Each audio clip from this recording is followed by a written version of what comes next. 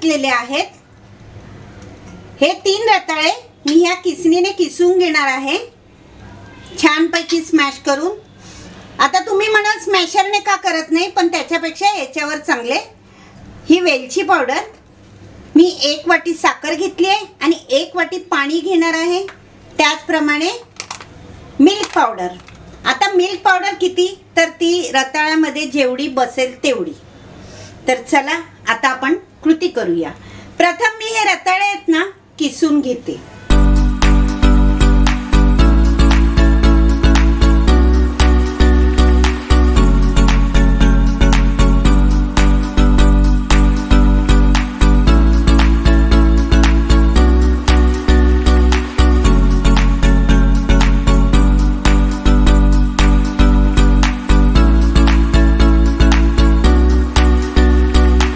Mummy काय करतेस? हे मी सगळं रताळे आहेत ना किसून घेतली आणि कृपा करून रताळ्यामध्ये जे दसाड्या म्हणजे अशी केस जे असतात, शिरा ज्या असतात, तर ती रताळी घेऊ नका. छान गोड अशी स्मॅश होणारी रताळी घ्या. आता त्याच्यामध्ये जेवढी बसेल तेवढी मी मिल्क पावडर घालणार आहे. आता हे 20 ग्रॅमचं पॅकेट आहे. प्रथम मी ते सगळंच घालते कारण तेवढं लागणार आहे, एवढं नक्कीच. हे आता तू नैवेद्य दाखवणार ना? हो, देवीला नैवेद्य दाखवणार. तर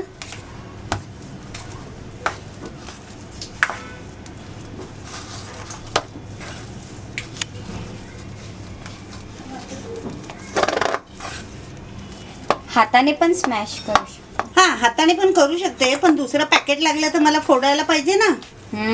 टाक टाक, एकदम असे स्वीट झाले पाहिजे. हा, हे बघा छानपैकी आपलं. आता फक्त मी एकच पॅकेट टाकलं, दुसरं टाकलेलं नाही. दुसरं मी तसंच ठेवते. कारण का माहितीये का, हे आपण आहे ना ह्याचा असा गोळा बनवून बघायचा. जर गोळा वळत असेल, हे बघा किती छान बनतोय. छोटे छोटे करा. हे बघा असा गोळा होत असेल तर आपलं मिल्क पावडर परफेक्ट आहे. आता मी ह्याचे सर्व याचे गोळे करून घेते. आणि मानसीने सांगितले छोटे छोटे गोळे कर, तर मानसीला वाटतं आता मला मिळणार नाही म्हणून तिने सांगितलं छोटे छोटे गोळे कर. ठीक आहे, आम्ही कमीच खाऊ कारण उपवास आहे. उपवासवाल्यांनी जरा कमी खायचं असतं.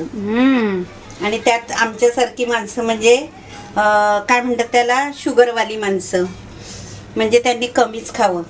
दुसरी महत्वाची गोष्ट म्हणजे ह्या गोळ्याच्या आतमध्ये तुम्ही ड्रायफ्रूट भरलं तरी चालेल. तुकडे करा आणि ते मोदकाप्रमाणे त्याच्यामध्ये तुम्ही भरा, उत्तम. मी काही भरत नाहीये कारण का नवरात्राचे 9 दिवस उपवास आणि मग हे असं खाऊन वजन वाढायचं, कमी तर होणार नाही म्हणून मी काय घालत नाहीये ऑलरेडी. आता तुम्ही म्हणाल परत की ही काय बाई काकू ह्या ना नुसतं रत्ताळ रत्ताळ बोलतात. आमची जागृती आहे ना ती सारखी बोलते हे रत्ताळ. कोणाला बोलते माहितीये का, मुलांना बोलते. कारण कशी मुलं लोळतात काही करतात म्हणून ती रत्ताळ बोलते. पण ह्याला इंग्लिशमध्ये स्वीट पोटॅटो बोलतात. आता मी तुमच्यामुळे जरा थोडं इंग्लिश शिकायला लागली आहे. तरी असो, आपली रताळी कुठे गेली? पर्यावय आपली रताळी आहे ती तर उत्सुकच असते. तिचं बघ पिचिक पिचिक सुरू आहे. छानपैकी सालं काढून घ्यायची आणि छानपैकी एकदम बारीक किसून घ्यायचं. छान मऊ होतो. ज्याला कोणाला रताळ आवडत नसेल त्यांनी अशा पद्धतीने खावं. आणि ते जागृतीला आवडत नाही. आणि आमच्या परीबाईचं काय चाललंय बघा. आज परीबाईला ना गाडी मिळाली आहे. परिबाई तू किचन मध्ये घुस आणि आम्हाला हाकलो बाहेर. तिला माझी रिंग लाईट ओढायची. परू, ए परी, परीची कशी मज्जा ए परी, परी माझ्या रिंग लाईट कडे नको येऊ. तिच्या बिचारा आजोबांनी तिच्यासाठी गाडी आणली. ती बघा कशी उलटी पालटी आणलंय. हा कसं बघते अगं अशी हो सरळ. हा अजून उलट होऊन बघतीये. परी हाय. हा तुला मज्जा येते वॉकर मध्ये?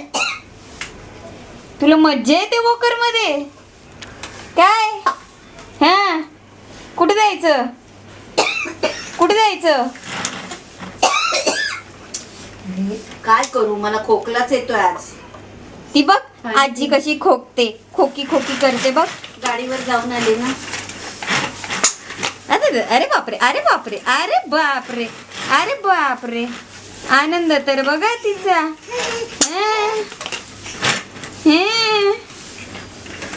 ए मुली, ती बघ ती बघ. तुला पुढे येऊनच नाही देणार आहे मी. स्टँड लावलाय मी माझ्या पायाचा, नाही तर माझ्या रिंग लाईटचं काही खरं नाही. चल चल चल चल.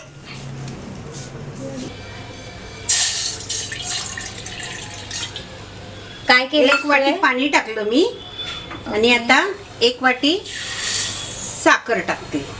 म्हणजे काय बनवतेस नक्की तू हे? आपण जिलेबीला पाक बनवतो, हा. गुलाबजामुनला पाक बनवतो, हा तसा हा पाक बनवून घ्यायचा आहे. ओके. आणि इथे काय केलंयस? इथे तेल ठेवलंय पण अजून गरम नाही केलंय. आधी मी पाक बनवून घेते आणि पाक झाल्यानंतर मग मी पाक होताना की गॅस पेटवणार आणि तेल गरम करणार. ओके. म्हणजे आपले जे गुलाबजामुन बनवलेले आहेत ते आपले तळून काढायला येतील. ओके. हे बघा आपली साखर आहे ना पूर्ण विरघळलेली आहे. त्याचप्रमाणे आता मी त्याच्यामध्ये की नाही वेलची पावडर टाकते, म्हणजे त्याला छान स्वाद येईल.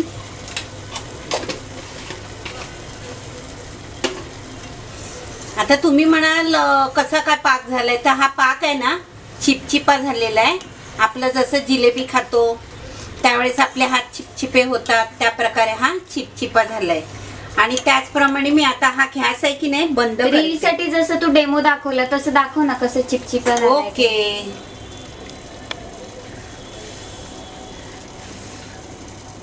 हे बघा असं चिपचिपा झालंय. अच्छा. आता मी हा गॅस बंद करते आणि हा तेलाचा गॅस आहे तो मी आता फास्ट करते. आता आपण ह्याच्यामध्ये गुलाबजामुन ज्याप्रमाणे आपण खव्याचे करतो त्याचप्रमाणे हे आता तळून घ्यायचे आहेत आणि तळून झाल्यानंतर आपल्या पाकामध्ये आपण ते सोडायचे.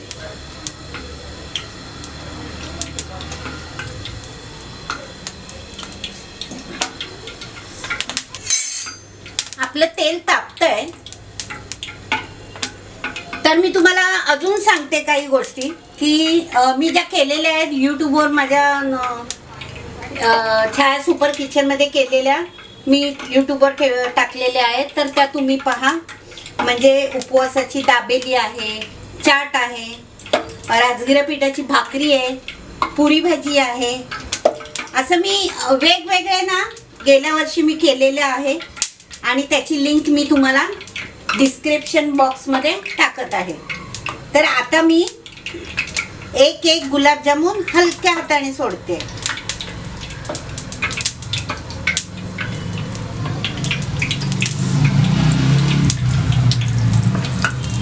मी गॅस बारीक केलेला आहे की जेणेकरून ते उडू नये म्हणून. नाही तर माझ्या कॅमेरावर यायचं की. ओके.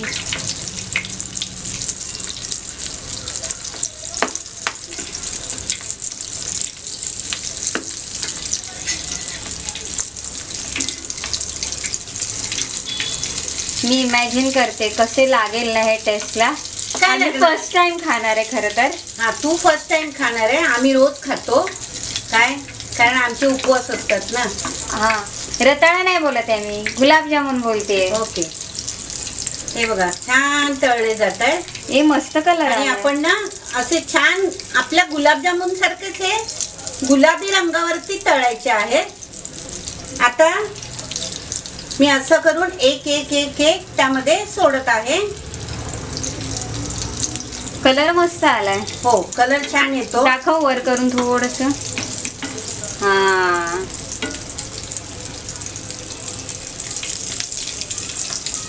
थोडं त्याला हात लावावा लागतो, नाही तर एकाच साईडने ते गोल गोल असल्यामुळे.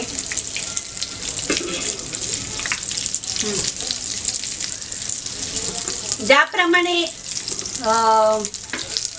काळे गुलाबजामुन असतात ना, तसं हे काळे तर मुळीच नको आहेत, पण जास्त डार्क कलर हवा असेल तर तुम्ही अजून जास्त वेळ ते तळा, आणि लाईट हवा असेल तर तुम्ही थोडा वेळ तळा. पण माझ्या मते जरा जास्त वेळ ठेवले तर थोडं छान कलर येईल त्याला. गुलाबजामुन खाल्ल्याचा फील येईल. हा, गुलाबजामुन खाल्ल्याचा फील येईल. पण ते उपवासवाल्यांना नाही फील येणार, कारण त्यांचा उपवास असतो. आणि महत्वाचं म्हणजे आज माझ्या देवीला हा नैवेद्य आहे. घरात घटस्थापना झालेली आहे, छानपैकी सकाळी आरती झालेली आहे ना परी? परी आपली बघा तेव्हा दात काढते. आमच्या परीला ना देवाचं खूप वेड आहे, कारण गणपतीमध्ये आणि आता नवरात्रात सुद्धा तिला ते आरती वगैरे म्हणतात ना, तर तिला खूप आवडतंय. म्हणजे काही काही मुलांना देवाचं जे वेड असतं ना, तसं तिला वेड आहे, हे आम्हाला आता कळालंय. परी गॅस पासून लांब राहा. हो परी, गॅस पासून लांब राहा. ओके. जोरात हसते ती.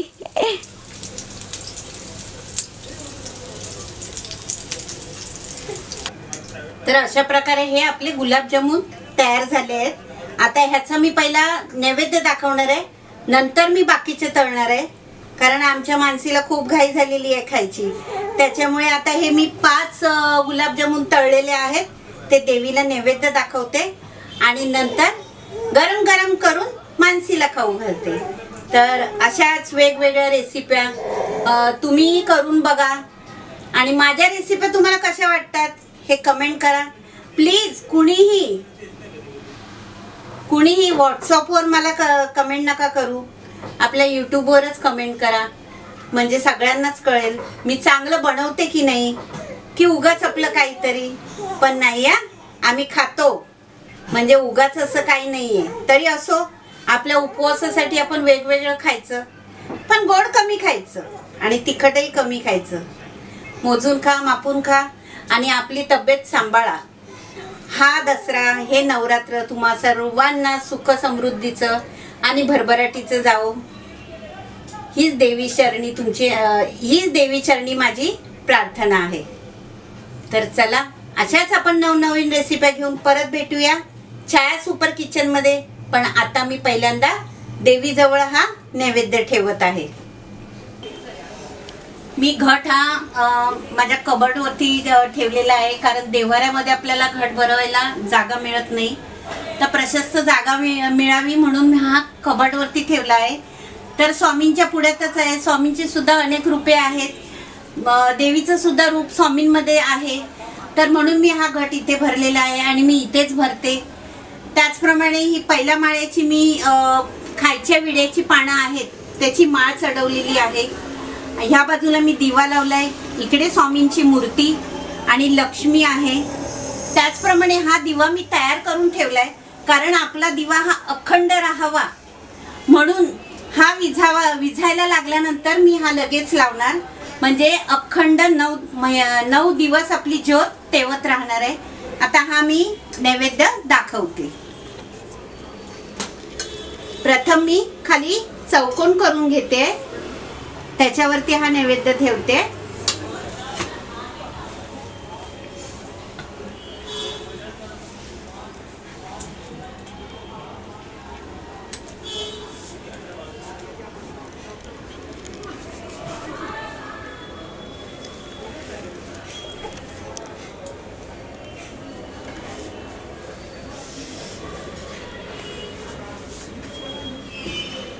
चला, आता आपण परत भेटूया छाया सुपर किचन मध्ये अशीच एक नवीन रेसिपी घेऊन.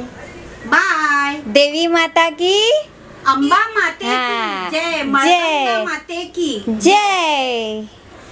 आणि आमच्या परी माते की जय. संतोषी माते की जय. सगळ्या देवींची जय.